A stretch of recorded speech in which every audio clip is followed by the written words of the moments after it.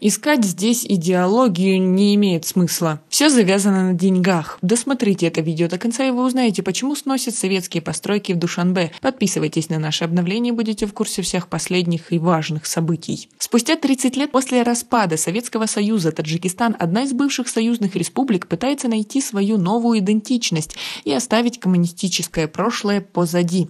Душанбе сегодня душанберо аз се самт кӯҳҳо ба оғӯш кашиданд.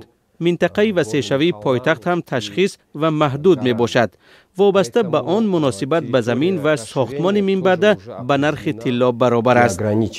У этого процесса всегда есть и будут свои сторонники и противники. Сторонники реконструкции Душанбе говорят, что столице нужны высокие современные здания, в то время как их оппоненты призывают к сохранению старых зданий, представляющих, по их словам, историческую ценность. Потеряли нашу этническую таджикскую династию. сулолаи тоҷикон 1000 сол пеш аз ҳокимият маҳрум шуда буд. ҳозир соҳиб истиқлолии давлати тоҷикон барқарор шудааст. ба фикри ман талоши бунёди шаҳри ҳаддалимкон ҷавобгӯи ҳуввияти тоҷикон аз ҳамин сарчашма манша мегирад. шояд аз ҳамин сабаб ҳозир дар ҷои аввал на бунёд, балки тахриби сохтмонҳои кӯҳна аст.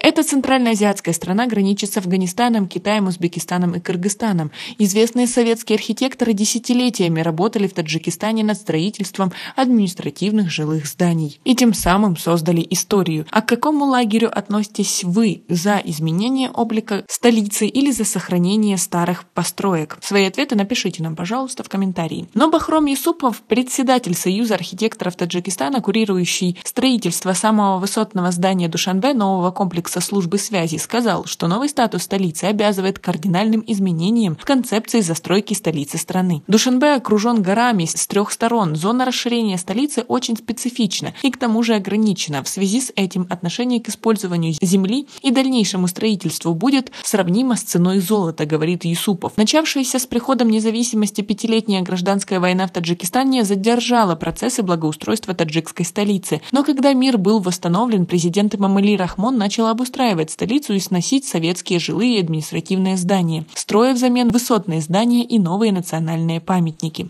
Когда были снесен театр Маяковского и бывшее здание ЦК Коммунистической партии Таджикистана, это вызвало протесты населения с требованием защиты исторических зданий. Таджикская династия была лишена власти 1000 лет назад. Сейчас независимость таджикского государства восстановлена. Я думаю, что именно отсюда исходят все усилия по строительству нового облика столицы, максимально соответствующего ментальности таджикского народа. Наверное, именно поэтому сейчас на первом месте стоит не созидание, а снос старых зданий и построек, говорит таджикский политолог Абдуганим Мамаддазимов. В 2017 году был переработан генеральный план и программа реконструкции Душанбе, и с тех пор в столице Таджикистана было построено более 500 новых зданий и комплексов. Разрушение старых кварталов и зданий и строительство так называемых небоскребов и других современных зданий практически никоим образом не защищают наследие советской эпохи. Таджикский архитектор и историк Гафур Шарматов говорит, что искать при этом какие-то политические или идеологические аспекты будет неправильным. Искать здесь идеологию не имеет смысла.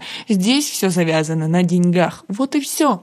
Земля в центре столицы дорогая и хорошо продается. Вот и вся история, говорит Шарматов. Правительство Таджикистана составило список исторических зданий, подлежащих защите государства, включая комплекс Маджлиси-Оли. Однако большинство зданий советской эпохи, построенных в 40-х годах прошлого века, скорее всего, будут снесены. А как вы относитесь ко всей этой ситуации? Свои ответы напишите нам, пожалуйста, в комментарии. У нас пока на этом все. Оцените наше видео подпиской и лайком. До скорой встречи!